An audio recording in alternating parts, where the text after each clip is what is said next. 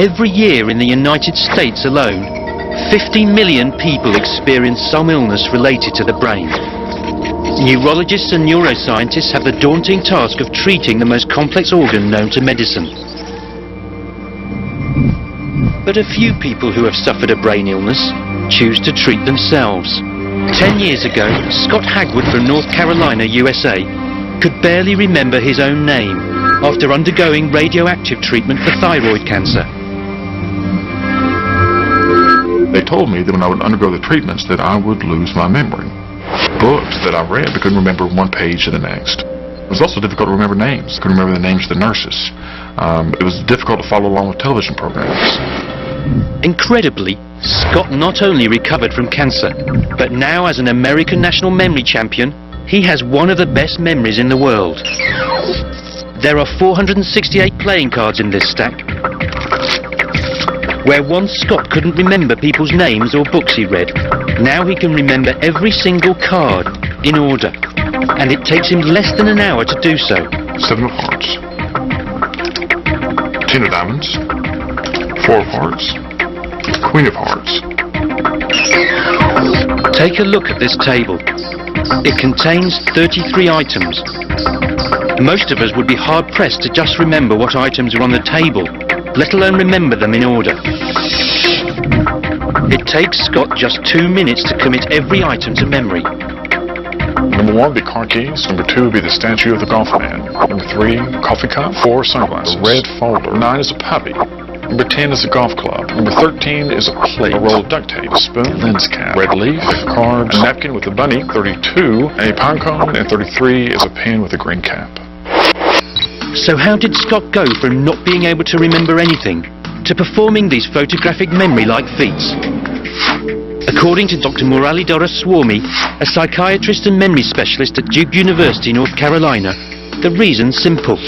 Scott exercises his brain. Scott is a living example of a trained athlete, a trained brain athlete. Memories, both short-term and long-term, are formed and stored in several areas of the brain. Effective memorizing depends on training strong connections between these different areas. But as with physical training, most of us don't bother. You ask a sedentary man to run a 5-kilometer race, they're going to be puffing and panting by the time they're finished the first 3 or 4 laps. Whereas you ask a trained athlete to run a 5-kilometer race, they're not going to break a sweat. Dr. Doraswamy has conducted experiments comparing a normal unfit brain with Scott's trained one. Both were asked to memorize and then recall a series of cards while their brains were being scanned. This is an example of a normal control subject's brain.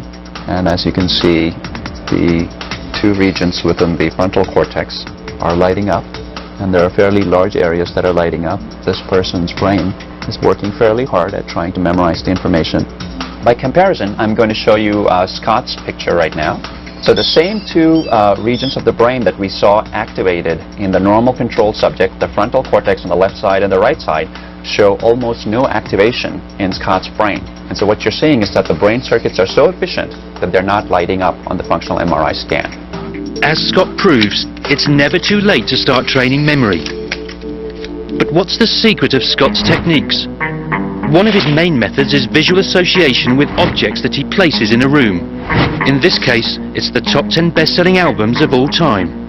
And I would mentally place an eagle, which lets me know that the number 1 selling album of all time is The Eagles, their greatest hits from 1971 to 1975. Number 2 would be Thriller by Michael Jackson. Number 3, Pink Floyd, The Wall. Number 4, because this is lead crystal, Led Zeppelin. Such techniques have enabled Scott to become the American national memory champion 4 times over. All very impressive. But what's the point? Dr. Doraswamy believes exercises like this can benefit all of us. The key goal of exercise of memory training is to strengthen the very same circuits that are perhaps affected by aging and by diseases such as Alzheimer's, so that if you can build a greater reserve capacity early on and in midlife, then you can perhaps ward off these diseases.